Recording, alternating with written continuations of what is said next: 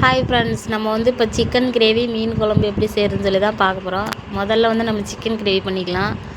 அதுக்கு வந்து ஒரு வடைச்சட்டி வச்சு தேவையான அளவு எண்ணெய் ஊற்றி சீரகம் போட்டு, சீரகம் நல்லா பொரிஞ்சதுக்கப்புறம் ஒரு பெரிய வெங்காயம் 4 காஞ்ச மிளகா கட் பண்ணி வச்சுருக்கேன், அதையும் போட்டு நல்லா கண்ணாடி பதம் வர அளவுக்கு வதக்கி விட்டுக்கலாம்.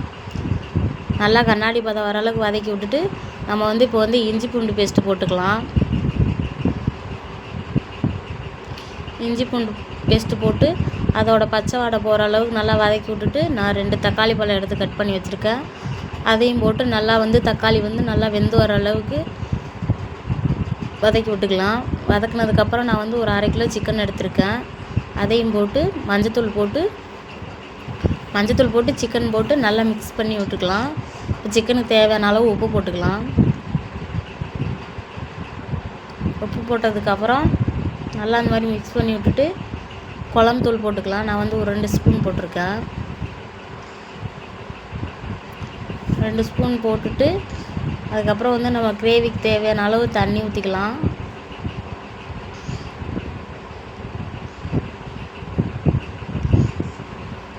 கிரேவிக்கு தேவையான அளவு தண்ணி ஊற்றி நல்லா மூடி போட்டு நல்லா சிக்கன் வெந்து வர்ற அளவுக்கு நல்லா சாஃப்ட் ஆகிற அளவுக்கு வேக வச்சுக்கலாம். வேக வச்சுட்டு அதுக்கப்புறம் பார்க்கலாம். நல்லா அந்த மாதிரி வெந்ததுக்கப்புறம் நம்ம வந்து இப்போ கடைசியில் வந்து கொத்தமல்லி கட் பண்ணி போட்டுக்கலாம்.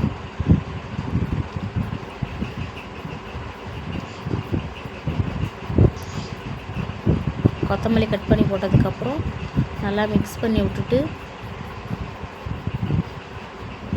அப்படியே மூடி போட்டு வச்சுட்டா சிக்கன் கிரேவி ரெடி.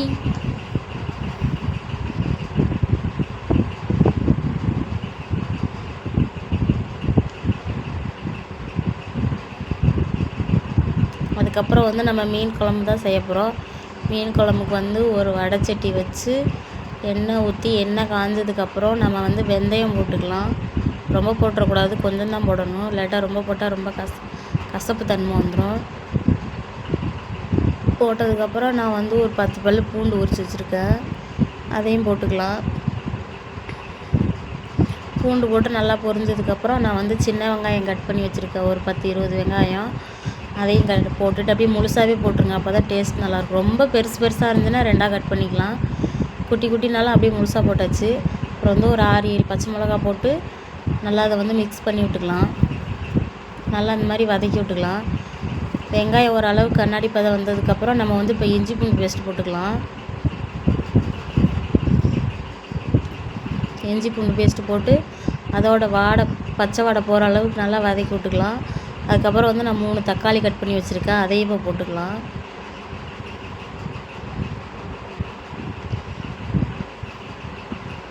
இப்போ வந்து தக்காளி வெங்காயம் வணங்குறதுக்கு வந்து தேவையான அளவு உப்பு போட்டுக்கலாம். உப்பு போட்டு மஞ்சத்தூள் போட்டு நல்லா மிக்ஸ் பண்ணி விட்டுக்கலாம்.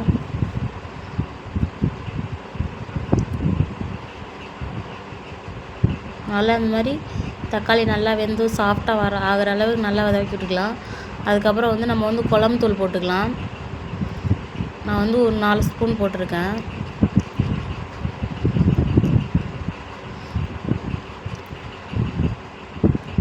குழம்பு தூள் போட்டு நான் அந்த எண்ணெயிலே லைட்டாக மிக்ஸ் பண்ணி விட்டுட்டு அதுக்கப்புறம் வந்து நெல்லிக்காய் சைஸ் அளவு வந்து புளியை எடுத்து நல்லா கரைச்சி வச்சுருக்கேன். நல்லா இந்த மாதிரி மிக்ஸ் பண்ணதுக்கப்புறம் நம்ம வந்து புளி தண்ணி ஊற்றிக்கலாம்.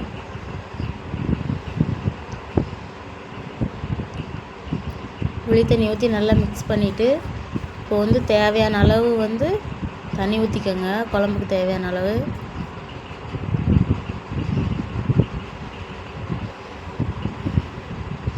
இந்த மாதிரி தண்ணி ஊற்றினதுக்கப்புறம் மூடி போட்டு கொதிக்க விட்டுக்கலாம். அதுக்கடையில் வந்து நம்ம வந்து தேங்காய் அரைச்சிட்டு வந்துடலாம்.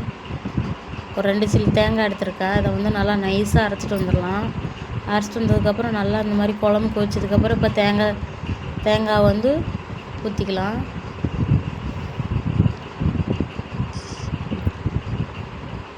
தேங்காய் அந்த மாதிரி ஊற்றினதுக்கப்புறம் இப்போ வந்து மிக்ஸி சாரை அலசி தண்ணி ஊற்றிக்கலாம். ரொம்ப ஊற்றிடாதீங்க, கொஞ்சம் நார்மலாக ஊற்றிக்கோங்க.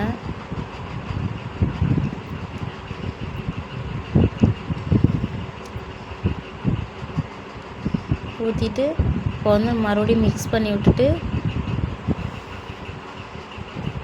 இந்த மாதிரி கொதி வந்ததுக்கப்புறம் நல்லா மிக்ஸ் பண்ணி விட்டுக்கலாம்.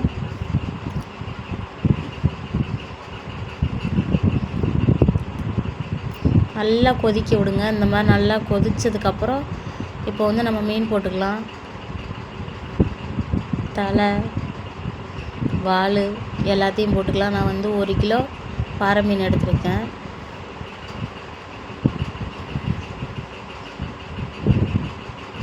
நல்லா போட்டு ரொம்பையும் போட்டு கிண்டாமல் ஓரளவுக்கு நல்லா மிக்ஸ் பண்ணி விட்டுக்கோங்க. மிக்ஸ் பண்ணதுக்கப்புறம் நம்ம வந்து ஒரு 10 நிமிஷம் கொதிச்சா போதும். இந்த மாதிரி கொதிச்சதுக்கப்புறம் கொத்தமல்லி கட் பண்ணி போட்டுக்கலாம். அவ்வளோதான், மீன் குழம்பு ரெடி.